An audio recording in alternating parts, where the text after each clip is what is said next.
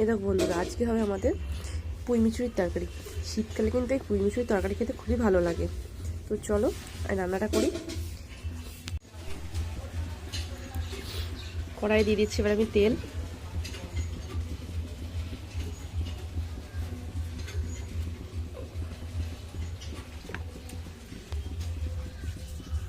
এবার দিয়ে দিচ্ছি এর মধ্যে পাঁচফোড়ন।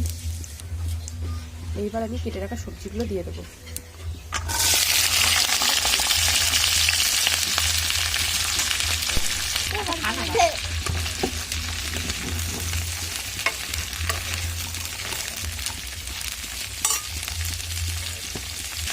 এবার দিয়ে দিচ্ছি এর মধ্যে টমেটো।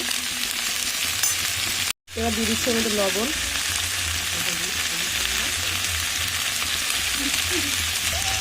দিয়ে দিচ্ছি হলুদ।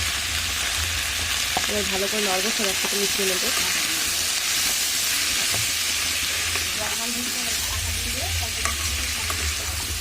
আমি এসেছি বাপের বাড়িতে এসে তা মার এখানে রান্না করছি। এবার আমি এটাকে ঢেকে দেবো। এবার আমি এটাকে ঢেকে দেবো। আর এই দেখো এখানে পাশে বসে আমার মেয়ে আমুল দুধ দিয়ে বসে বসে বিস্কুট খাচ্ছে। লুকাচ্ছিস কেন? আমি ঢাকাটা খুলে আমরা একটু নেড়ে দেবো।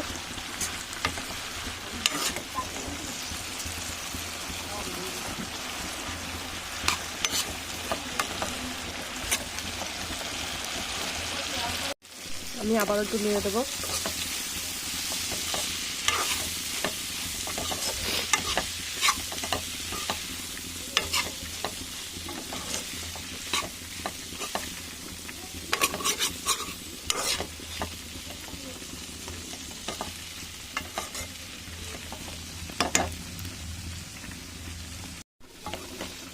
এর মধ্যে এবার আমি দিয়ে দেবো সামান্য পরিমাণ জল। একদমই অল্প একটু জল দেবো।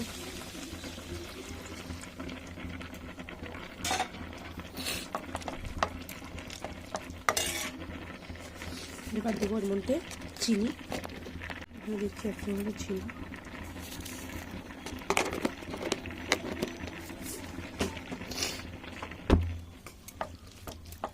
এবার আমি এটাকে ঢেকে দেবো।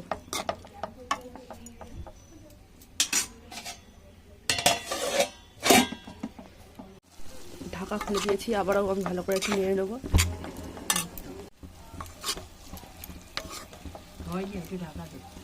আর ঢাকতে হবে না, সব সিদ্ধ হয়ে গেছে। এটা টেনে গেলেই ভালো লাগে। দিয়েছি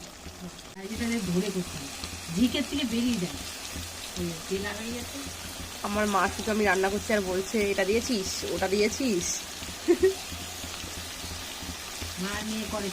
মার মেয়ে করে গল্প। তুমিও কিরকম করছো নাকি? এখন মা মেয়ে সবাই করছে।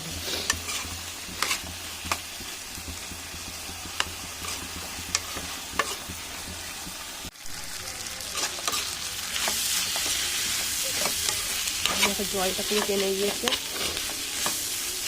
আমি তো ঘুটে ঘুটে দেবো এবার।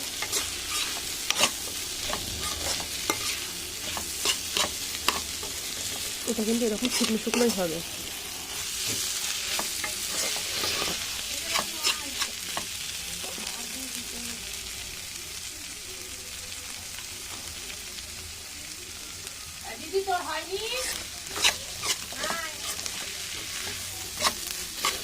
এটা কিন্তু সবসময় পাওয়া যায় না, এটা শুধু শীতকালেই পাওয়া যায়। আর এই পুঁই মিষ্টিটা না অনেকভাবেই খাওয়া যায়।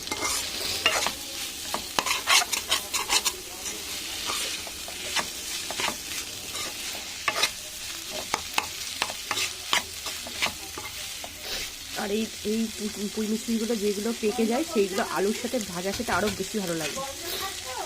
গরম জল দাও, করে দিচ্ছি। শীতকালে ঠান্ডা জল খাওয়াই যায় না। লাফটা নিয়ে আসো, করে দিচ্ছি।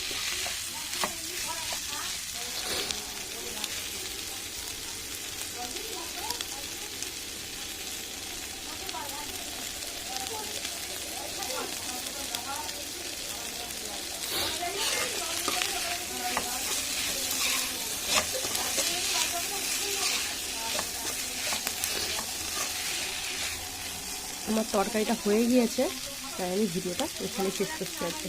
এবার নামিয়ে নেবো আমি।